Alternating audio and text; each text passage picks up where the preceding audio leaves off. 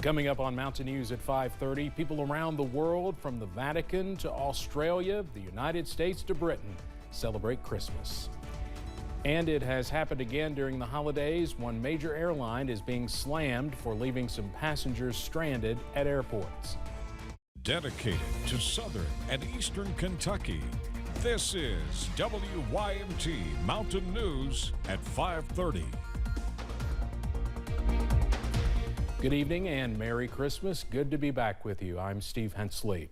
As the birth of Jesus is celebrated around the world, leaders are marking the day with messages of peace, while others have found some far-out festive ways to have a Merry Christmas. CBS's Jared Hill looks at how people are observing and celebrating the holiday. On Christmas Day at the Vatican, Pope Francis made an appeal for global peace during a time of war. Lamenting the rising civilian death toll in Gaza, the Pope called for the war to be resolved through sincere and persevering dialogue. In Britain, King Charles III and members of the royal family attended Christmas morning mass.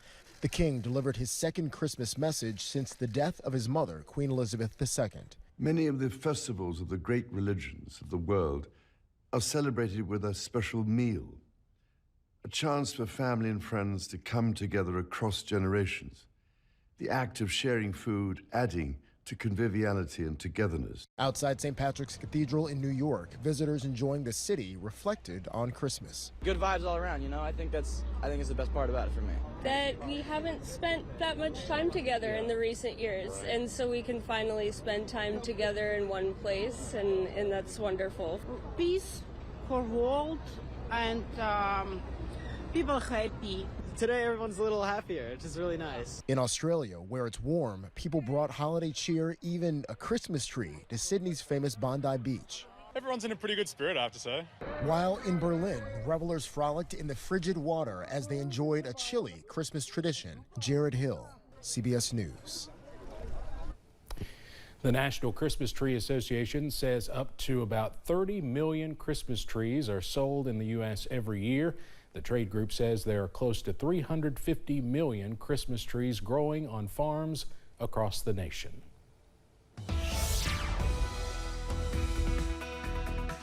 Well, it's quite the mild Christmas out there right now, but also a rainy one as temperatures for the most part are generally into the mid-50s, 56 in Jackson right now, 57 in Hazard. We have 57 in Manchester, 55 in London, 57 in Williamsburg, 54 for Middlesbrough, 54 for Harlan, and 55 in Jonesville at this hour. As we go into tonight, temperatures aren't going to fall that much. They'll generally just fall down into the mid-50s across our area. As we are looking at a rainy night across our area, winds down the southeast at 5 to 10 miles per hour. We go into the day tomorrow. We'll start out at least mainly on the drier side with temperatures into the mid-60s.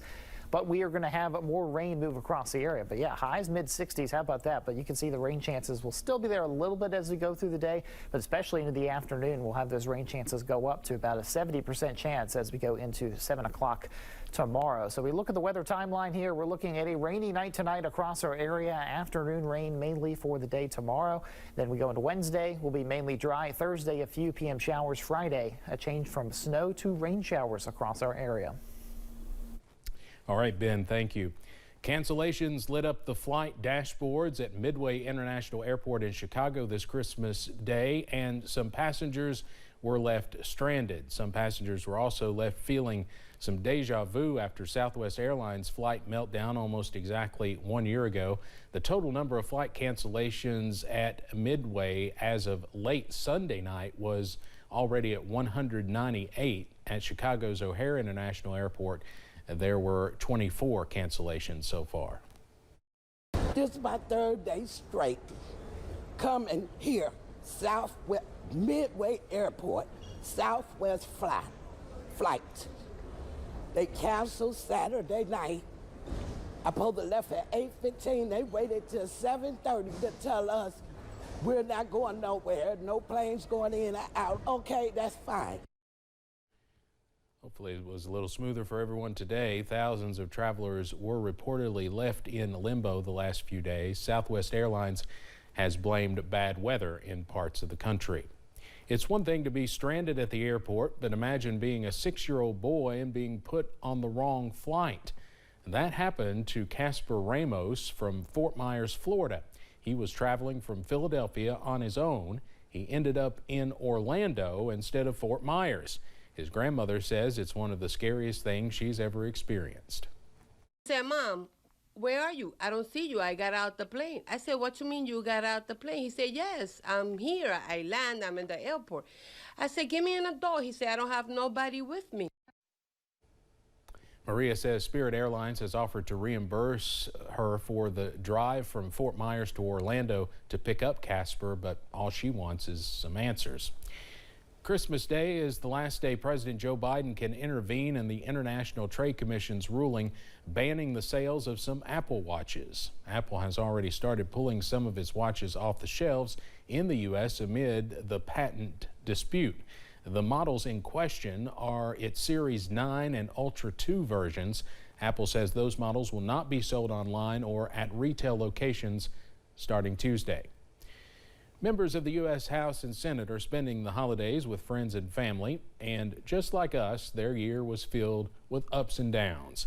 WYMT Washington reporter Peter Zampa breaks down some of the highlights and lowlights of the year. The House of Representatives unable to function because of chaos over their leadership. A former president facing dozens of felony charges. 2023 was a year in politics unlike any other. Speaker of the House of the United States House of Representatives is hereby declared vacant. Flying fists, intra-party revolts, early exits. Best game in town, I would say. Dr. Robert Browning is a political science professor at Purdue University and also serves as the archivist for C-SPAN. He's able to track 2023's most viewed House and Senate action. 2023 started off with a bang.